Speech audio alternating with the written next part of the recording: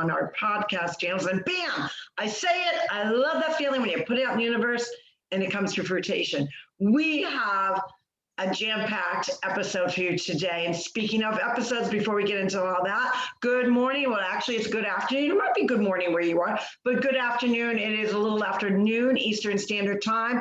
This is Carroll-Sue, aka Naughty Boss, Lady Canna, published author with two Sistas. Hey everyone, my name is Janis, aka Wellness Diva 4.0, and I'm thinking about upgrading to 5.0, but today is not about me. It's about our 200th episode, which we're going to chat about in a moment, and our amazing guest today, Trisha Nelson. And we just informed Trisha that this was our 200th episode, and we weren't sure initially if we were going to let her in on it before we got on, but she's here with us today. And before we have our amazing chat with her, we have so much information to cover. I just want to say that it has been our, oh my God, I feel my eyes welling up a little bit. It has been our honor and pleasure that here we are just about a year later, and we are on our 200th episode. And we could not have done this without all of you and all of our guests that have been on our podcast. Trisha obviously gets the big surprise today, and we are so excited about that. And what I want to say about this past year, just remember that whatever you think you may want to do, whatever you want to do, and how you perceive that and how you reach that goal, it can be done. Carroll-Sue, I'm going to turn it over to you for a second, and then we're going to start our awesome chat with our guest. Well, awesome. Well, first off, I just want to remind everyone I am not actually drinking champagne right now. In respect for my younger sister who started 75 Hard, which we chat about it all the time, right? So you cannot drink alcohol, and it is noon, but yes, I know it's 5 o'clock somewhere. I still decided to do seltzer. So you know what? There's nothing wrong with having a toast, especially a momentous one as this one. You don't always need alcohol, guys. You can use a seltzer or ginger ale, water, or your favorite juice. So we want to stress on that, because you know what, people in recovery have enough hard time with that. So we always embrace everyone that's in recovery. And cheers, Jan, to you for really having the foresight and kind of pushing the envelope and actually reminding us every like so often, like when are we going to do something together? When are we going to collaborate?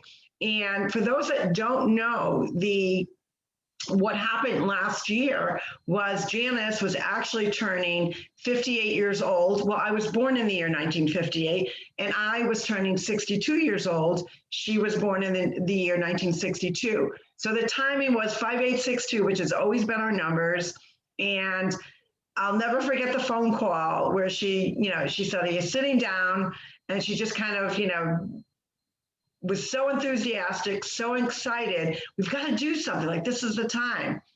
And for anyone that truly knows me, sure, why not? Let's do it. And here we are 200 episodes later, really showing any entrepreneur the importance of your goals, your vision, your dreams, don't let them go to the boneyard. Don't let them go untouched, unchartered, because part of sharing health and wellness with, obviously talking about healthy gut, healthy mindset, healthy lifestyles, healthy partnership with money, like there's a whole gamut of things that we chat about.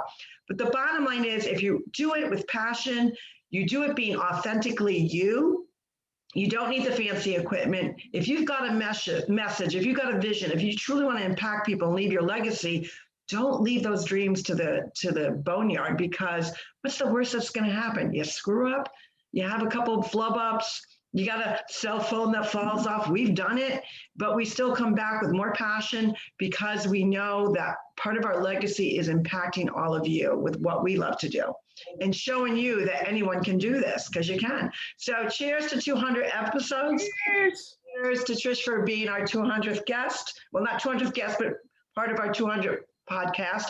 And here's to 200 more, right?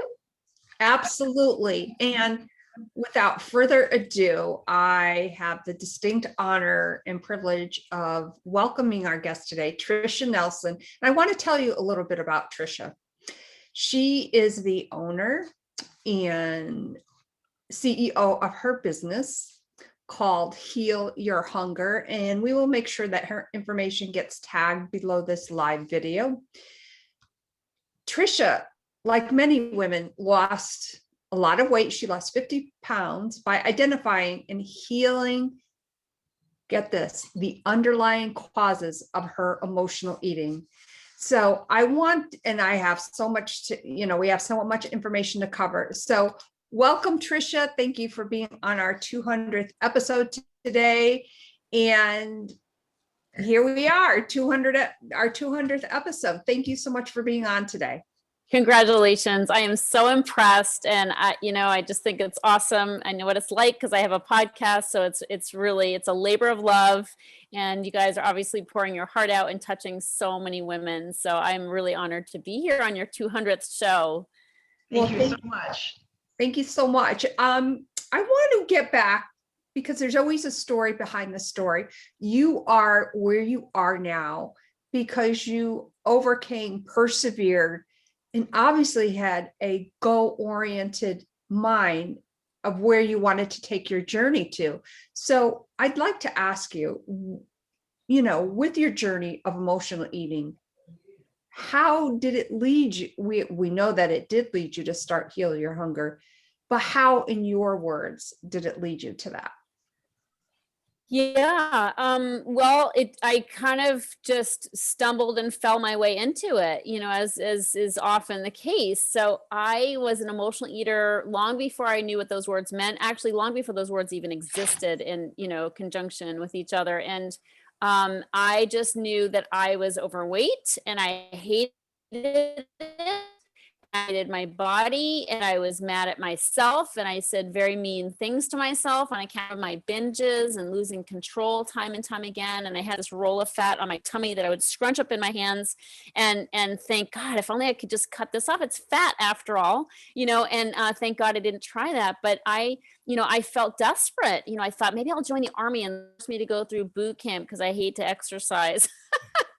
So I was always thinking these crazy things because I would go on these diets, but I would, I'd lose 10, but then I'd gain 20, or I'd lose 20 and gain 10. And I was on a roller coaster ride, a yo-yoer in my dieting life. And, I had about 5 different sizes of pants in my closet because I never knew what size I was going to be on account of that roller coaster ride. And the skinny jeans, I never let them go. I'm like, I've been there once. I know I can get there again, but it was a slog. It was such a slog. And so what I did is I did what everybody does. You go on diets. I tried diets. I tried exercise programs, pills, potions, and lotions. Like it was really, I was constantly searching for that hidden key to weight loss, sustainable weight loss. I could lose weight, but again, I always put it back on. So, and I didn't just do physical stuff. I did psychological stuff, emotional stuff. I went to eating disorders therapy twice a week for a year. I went to Overeaters Anonymous. I was like, reading self-help books and doing all kinds of retreats and so many things.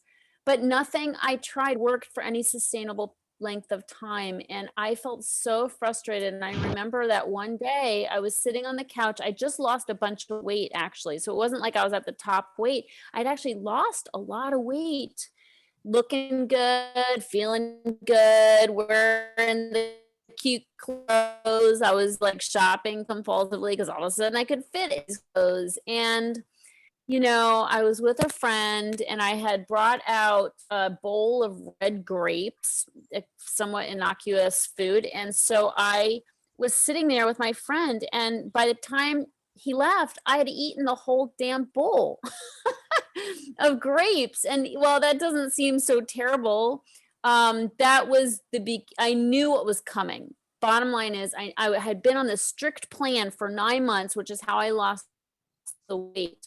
Very strict, weighing and measuring, this kind of thing. But with those grapes, I just sat there and I thought, here we go again. Like I'm about to go right back up the scale and put the weight back on. In that moment, I thought, I need a different plan. Like I can't do this for the rest of my life. And so that's, very shortly thereafter, I was introduced to somebody who mentored me on a path of looking deeper and dealing with the underlying causes of why I lost control of food time and time again. And that changed everything for me. And my life has never, been the same since. So yeah. Yeah, and it's so interesting when because your story is so relatable to not only women but men. When you kind of go on that roller coaster, you try the latest fad diets, and we frequently talk about really understanding food as a whole and why so many people go into a fad diet and they forget the one principle. From my perspective, we all diet. Diet's eating. And it really is just about making sure that you have those major groups that you need for your food, but also identifying, geez, I do find some success sometimes, and why can't I sustain it? So I'm interested to see what was the pivotal moment where you said, aha, that's the reason why, and this is what I need to do. What was that? Yeah, so it was really the deeper dive. Okay, so food is overweight is a symptom of overeating, and overeating is a symptom of what's eating me. And that's the part that I never dealt with. I never looked at that because it's not very fun to look at. Like the whole reason I was eating is because I don't want to know. Let's stuff that stuff down. Like, let's just make it about the inches. Let's make it about the calories and the scale. That seems safer on an emotional level. So, but lo and behold, I was never going to get to where I wanted to be unless I took, a trip into my emotional self. And the thing is, as scary as that seems, it is the most beautiful, amazing journey ever, and it's so fun because the system I used and that I honed and teach to others now, and that I practice still, the system that helped me take that journey, that system has made my life better in every way possible, so that I'm happier than I would have been had I not even been an emotional eater in the first place. I'm convinced of it. So it's this amazing thing, because it has nothing to do with food and weight. It's this inner journey of getting to know myself, love myself, and care for myself. And that has had a ripple effect into every area of my life. And I have this amazing life now, fast forward several decades, but I am I've never been happier. I've never been healthier. I've never shined my light as bright as it is. And it just keeps getting better. So, but that's all on account of that terrible, dark, past of being an emotional eater, being a binge eater, eating 3,000 calories in a sitting, feeling desperate and hopeless and like nobody can help me, right? And then having it all turn around, and then having, again, the cure be something that made my life amazing. So it's a beautiful journey, and that's what I try to teach women to do. But it's not a graceful one. Like, it's a rocky road. That is so true. And it kind of leads me to my next thought or question. There are behavior patterns that, for instance, I had a weight loss journey, and I was able to pick out behavior patterns which really go back to an addictive type of personality. Not that I was addictive in nature, but my relationship with what was going on was more addictive. And that was very hard to get out of. And I was wondering if you could share with us your thoughts on addictive behavior and how that really ties into the emotional part of eating unhealthy.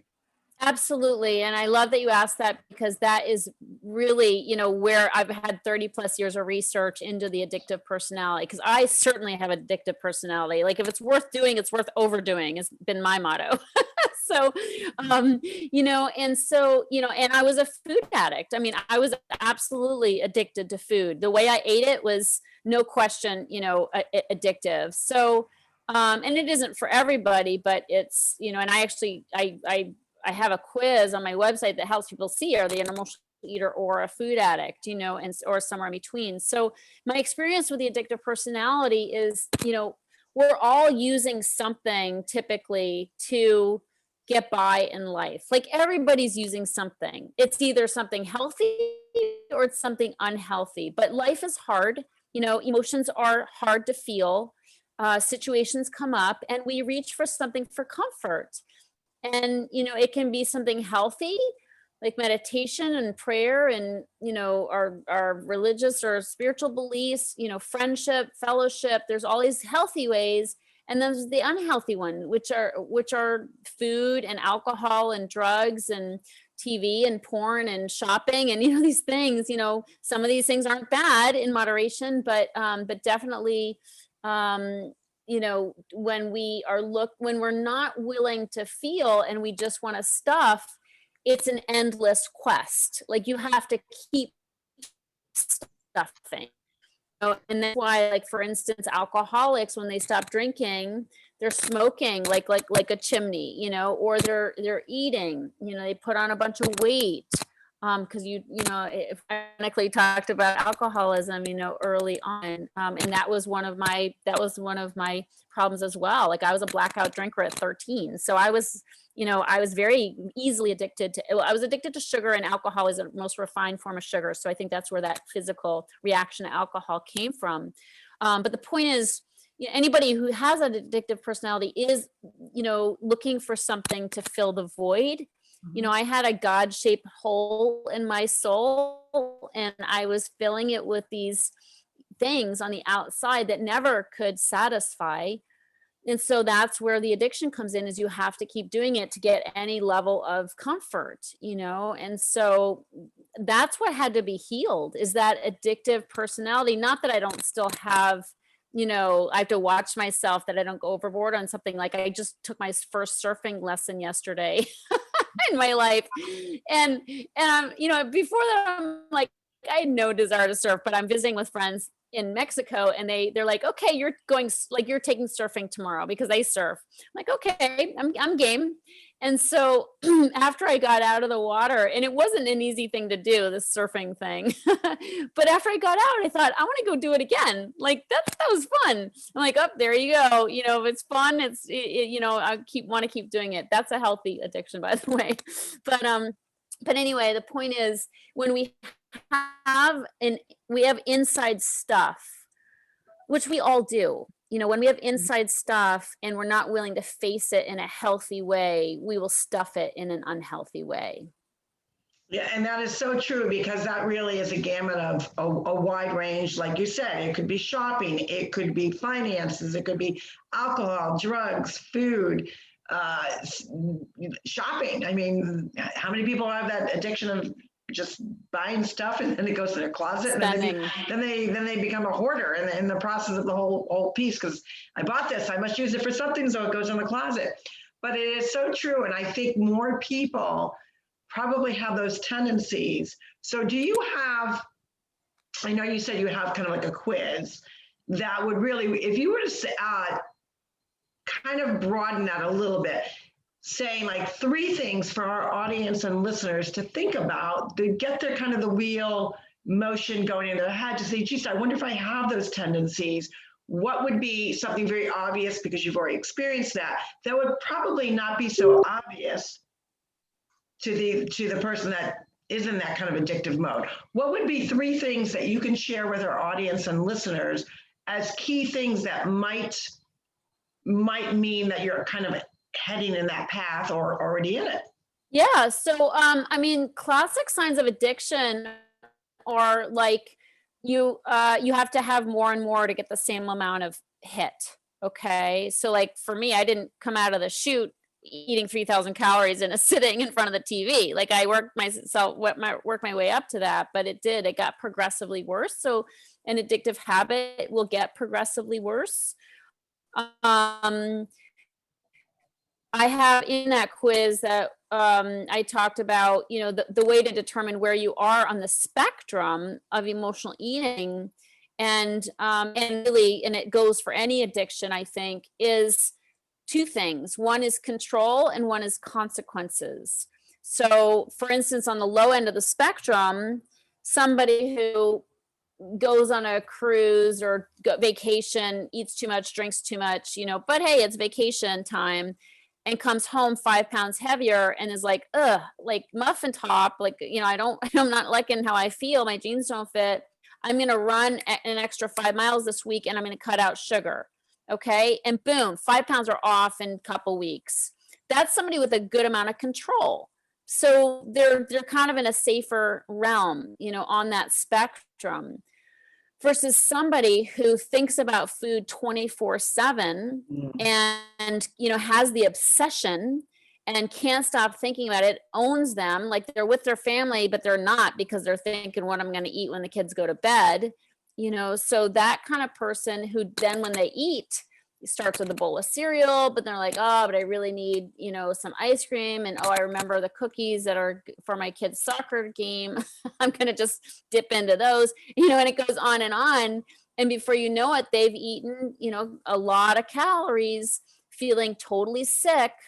And they go to bed, they pass out essentially, and go to bed, and they wake up with this terrible hangover, sugar hangover, carb hangover, and guilt and remorse. Like, what did I do? Like, what was I thinking? Right. And so that out of control feeling is somebody who's more in the food addiction area, the binger, the somebody who just can't stop. And that was me, especially like I would binge and then I'd be like, okay, I'm not going to eat anything today. Like, I got to make up for what I just ate. So I'm going to starve myself today. And I lasted till 12, or till later. And then I just did it again. So that's somebody who has very little control. So they're on the higher end of the spectrum. Then you have consequences. The first person I talked about, 5 pounds, not huge consequences, especially when you can just take it off, versus somebody who has been struggling for decades, like me, up 20, down 10, up 30, down 10, like down 10 or 5, up 50, the pandemic, doing great until the pandemic hits. And then it's like all bets are off. And I've had women tell me they gained 50 pounds in the pandemic. They just lost it. And the consequences mount. The older you are, the more you keep on this roller coaster ride, the gaining and losing, and the sugar and the carbs and the lack of exercise. I mean, that is a beating on your body. And we're looking at heart disease, we're looking at diabetes, autoimmunity, cancer, anxiety, depression. So that's a lot of consequences, not to mention not wanting to have sex with your husband, or wife, because you feel gross and you don't want to be seen, not having the hygiene that you want to have. Because sometimes after a binge, like me, I didn't want to shower. Like, I didn't want to I didn't want to touch my body because I'd gained weight, and it just was, I didn't want to be reminded. I didn't want to see myself from my neck down. So there's a lot of consequences to this condition that people don't think about. That's where we are on the higher end of that spectrum. So it's really the lack of control. It's the mounting consequences, it's the secrecy, it's the relationships being damaged, mom's never here because she's depressed and she's in bed, she's in bed with the covers over her head, or she never goes and plays with us because she can't move, or she's got too much weight on her body. She can't get down on the ground. Or I have clients who are grandmothers, and they're like, I couldn't get on the ground with my grandkids. I couldn't crawl around with my grandkids because of my weight. So there's so many consequences, but that's where we really, it's in a bad place. It's on the high end of that spectrum. It's so true. And what would be kind of a follow-up where you have that client or one of our listeners or one of our audience saying, the wheels are turning, they're thinking about, geez, do I kind of fall in that category? Gee, I find myself maybe not necessarily to that extreme, but all of a sudden the guilt piece comes to it, because I think the guilt piece is huge and is actually kind of the warning sign for me when I chat with other people and customers and clients and look within myself. When you start feeling guilty about something, that's usually hindsight to say, hey, you are feeling bad about it. there's something more to it. What do you agree? Absolutely. Just kind of just part of the process. Well, my experience is that overeaters are overthinkers.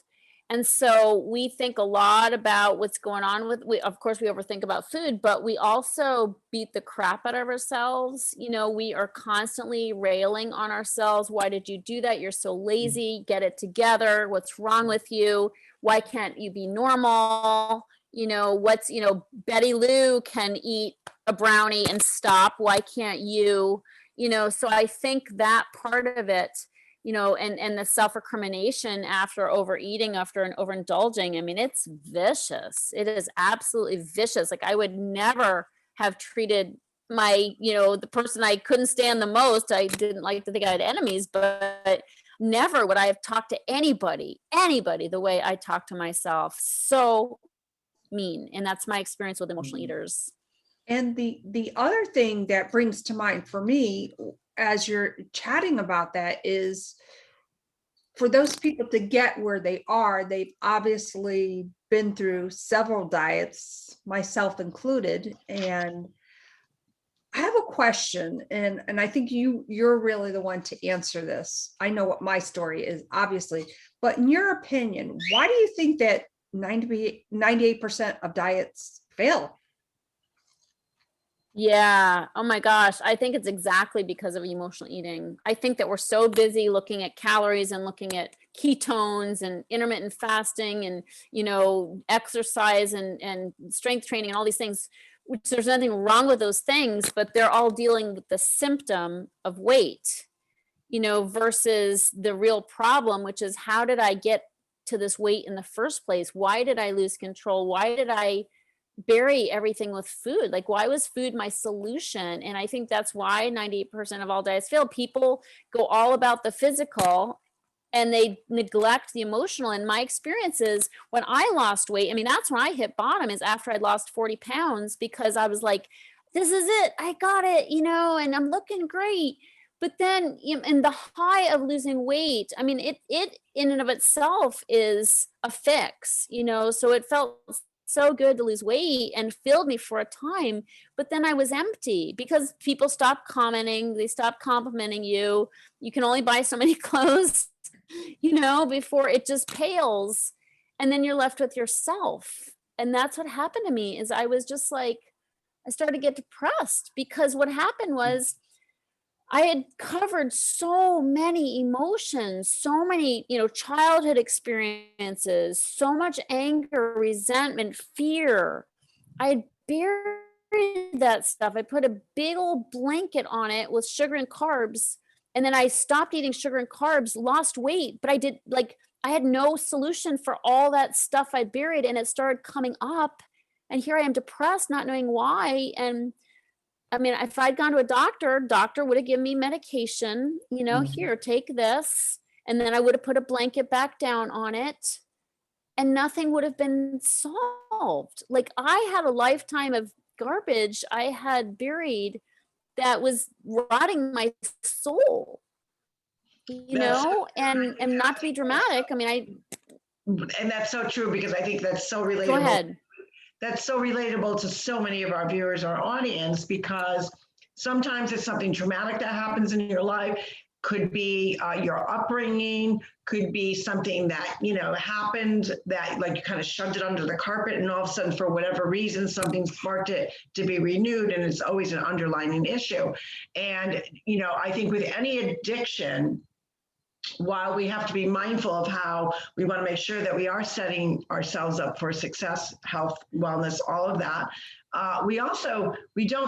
we're not born an addict per se. You know, you're not born that you're going to be an overeater. You're not born that you're going to be an alcoholic per se. It's addiction. While some of those genes may be within you, depending on your heritage and where you come from, of course, that also has an input in that. But the point being is that we all can come out of it once we get the help that we need and recognize it.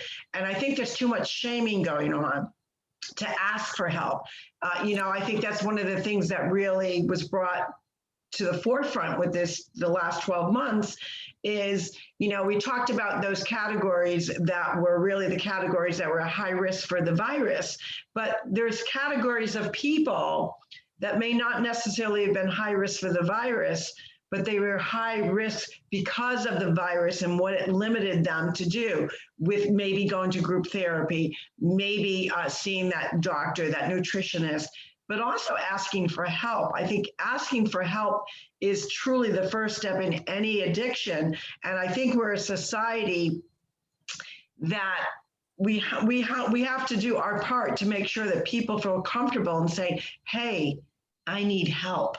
Please help me. And stop the shaming and stop, the nastiness that goes on with social media, and say, what, the person behind that keyboard has feelings, and why not be a part of the solution and not be a part of the problem?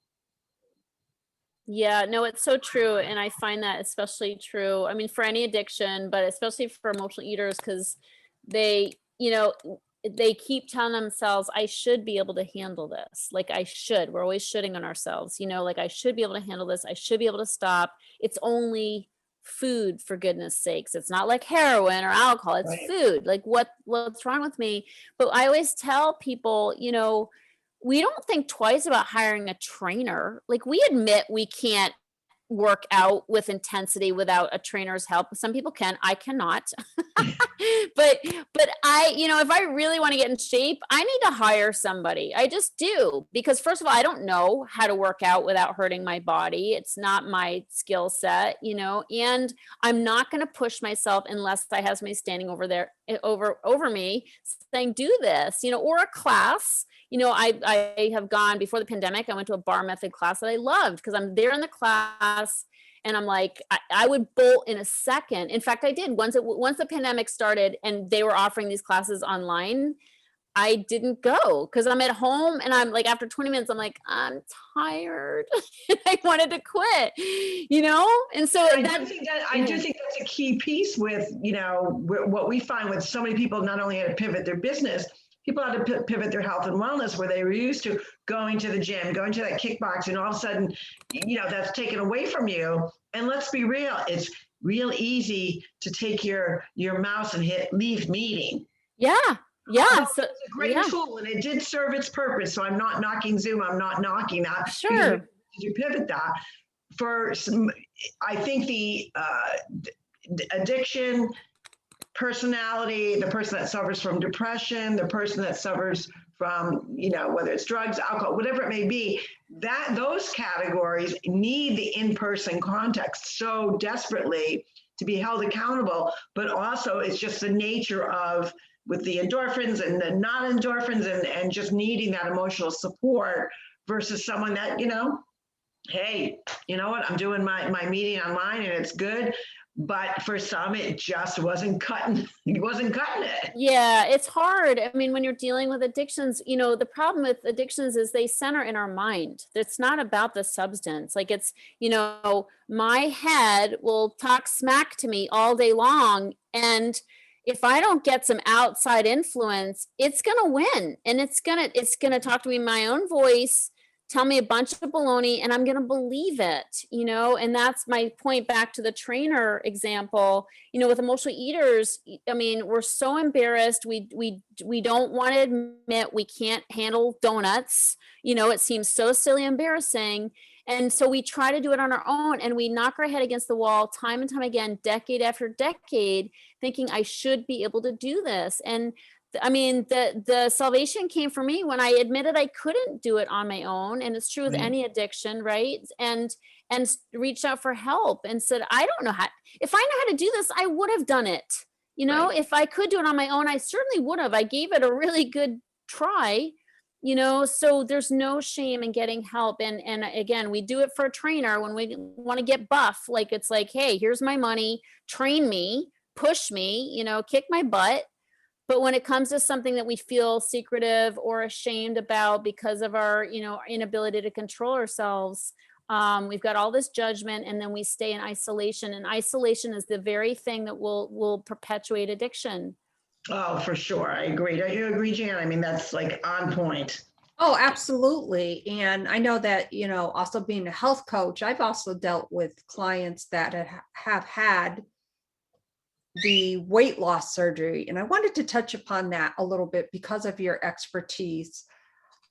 Many people know that I am not a big fan of weight loss surgery. I just am not, for many reasons. While I do feel it serves its purpose for somebody who medically needs to have that done, probably about 50% of the clients that I've coached that have had the weight loss surgery are back to where they were and then some. So I would like for you to share, if you would be able, obviously to comment on Yeah. this, sure, is what are your feelings about the weight loss surgery?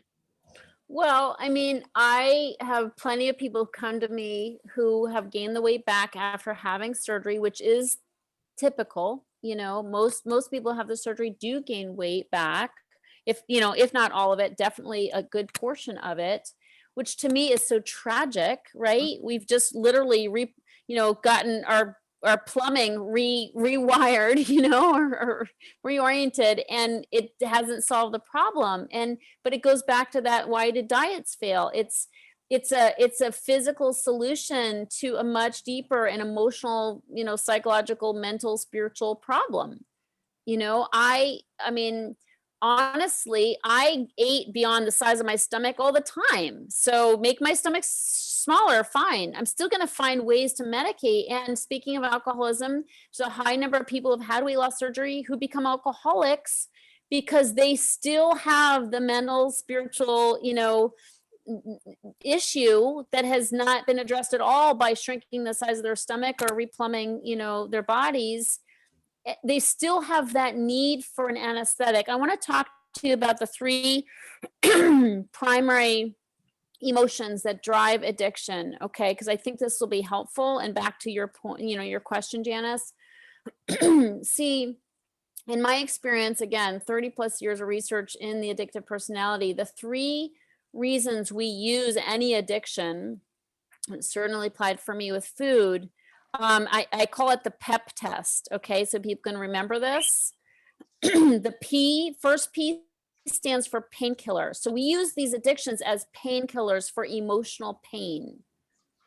Okay, because what kind of pain? Any kind of pain. A job that's not a fit for us, a relationship that should have ended 5 years ago, childhood trauma, you name it. There's a lot of pain to go around in this world. So painkiller, it works well. That's why we binge on sugar and starch and fat versus lettuce, vegetables, right? Because veggies aren't going to kill the pain. No. So, right. So, I've never heard of a carrot like making you feel good. No. So painkiller, then the E in PEP is escape. We use food as an escape. That's why so many people who never would have called themselves emotional eaters are calling me up during the pandemic, and they're like, oh my God, I am an emotional eater. Like, I can't stop eating.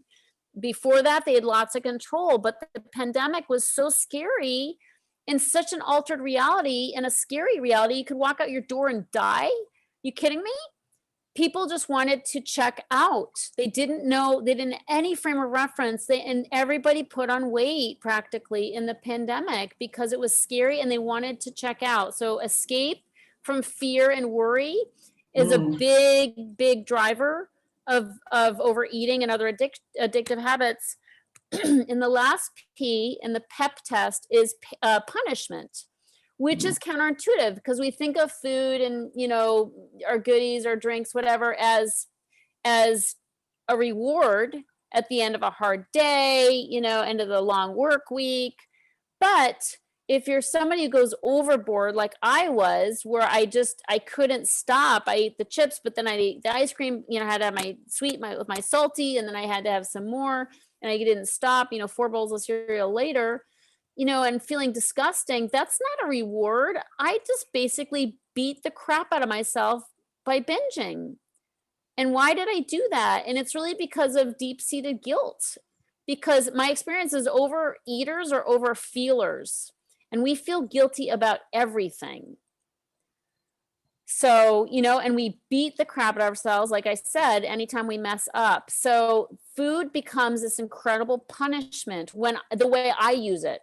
If I had the ability to moderate and eat one cookie and be done, I would not be singing that song. But having been somebody who really hurt her body with food, like ate self-abusively, it begs the question, why did I do that? And it's because of guilt. So back to your question, Janice, if you just take away food, either by an extreme diet or by weight loss surgery, if we remove the very thing that you were using to get by in life, to cope and to kill pain and to escape uncomfortable feelings and to punish yourself for stuff you haven't addressed yet, you know, bottom line is that stuff's all going to come up when you don't have the food. And if you have not built a new set of tools for your toolbox, you know, I mean, food was my main means of coping.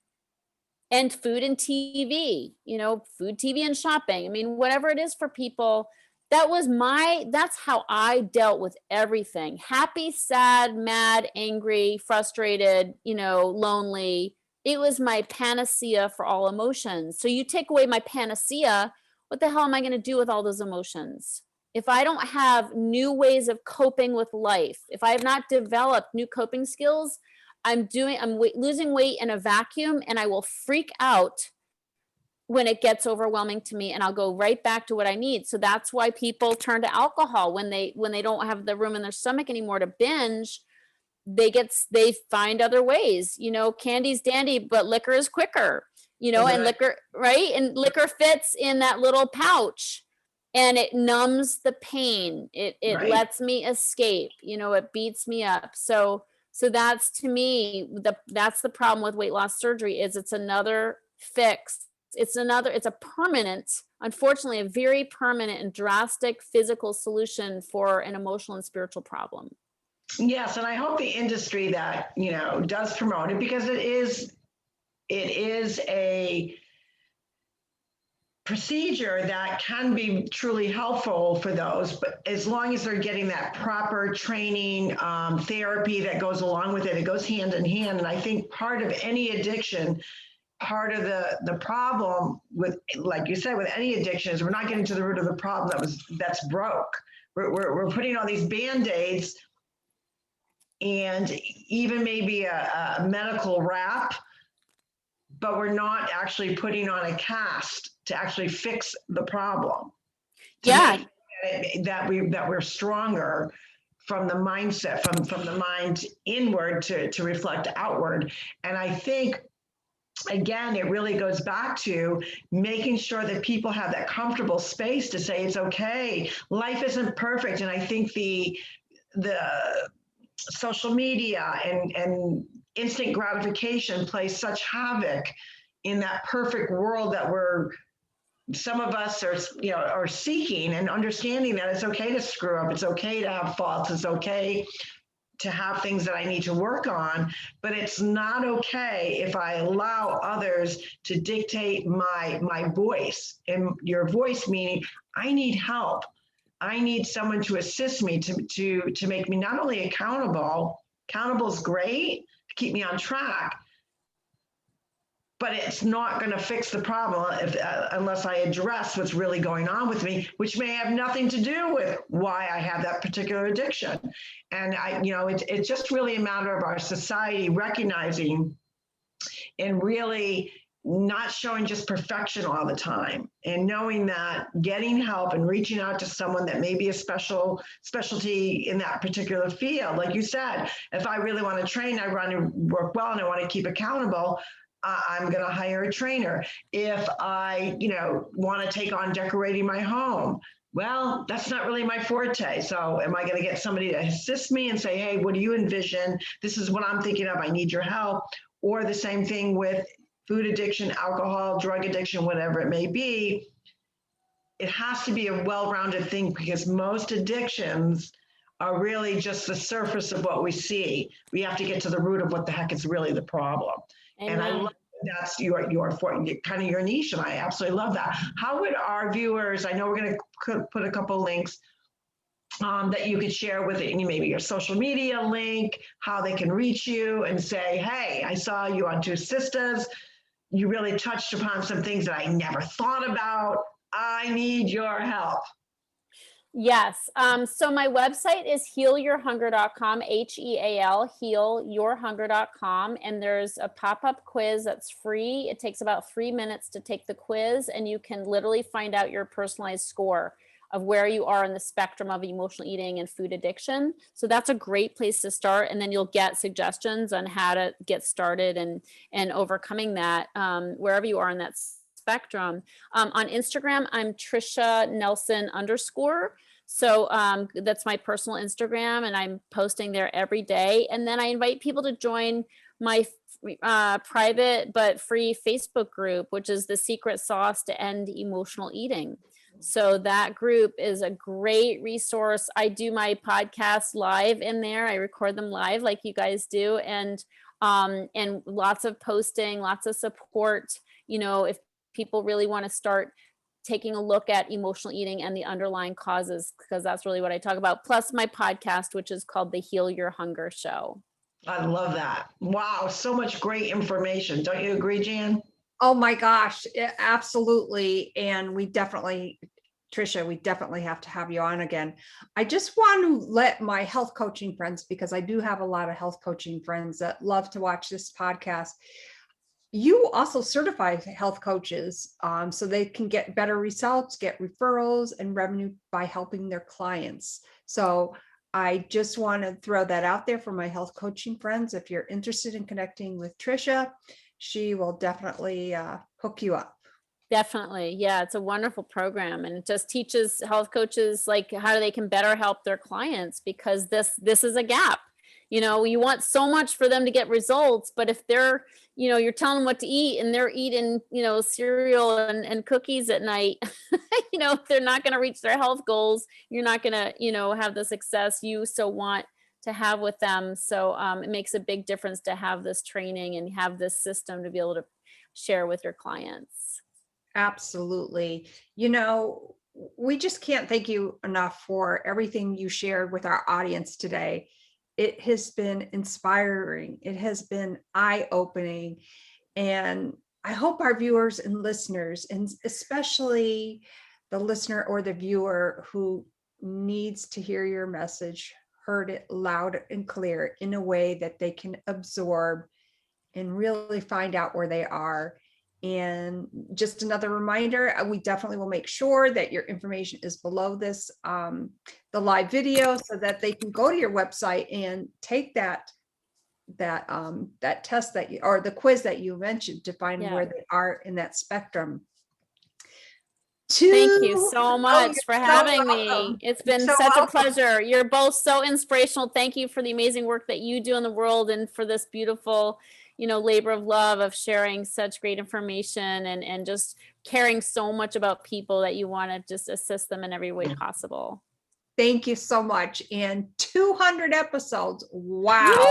That's a lot of chit chat. And I believe I mentioned in one of our posts, and I'm not sure, perhaps it was on my personal page, but we have some listeners in Ireland. So I just want to give a big shout out to all our listeners and viewers in Ireland, and to everybody else that, stops by and can take something from this and be passionate about what you want in your life to create that ripple effect to help others. On that note, my name is Janis, aka Wellness Diva, and I'm going with 5.0, and I am with TwoSistas. And this sister is Carroll-Sue, aka Naughty Boss, Lady Canna, published author, and we are thrilled and honored to have Trisha on. We'll do a follow-up with her in the near future, and we thank all of you. We thank our listeners and audience for really giving us that chance, that opportunity to show you always being authentically, yes, a little quirky, a little screwy, sometimes a little passionate in one direction or another, but the whole point is showing you that you can do what we do as well, and we're here to help you. We want to impact you with all things health, wellness, mindset, what's going on in our world, and what's going on with you. Today is Trending Thursday. What will you be What trend will you set? Be the trendsetter. And we will see you tomorrow on Friday, which is Fantabulous Friday. You guys, it's April 1st. Do something funny. I just played a prank on my neighbor. It was hysterical. So I'm challenging you. Do something fun. Enjoy the day. We'll see you tomorrow. Bye-bye now. Bye, everyone. Bye.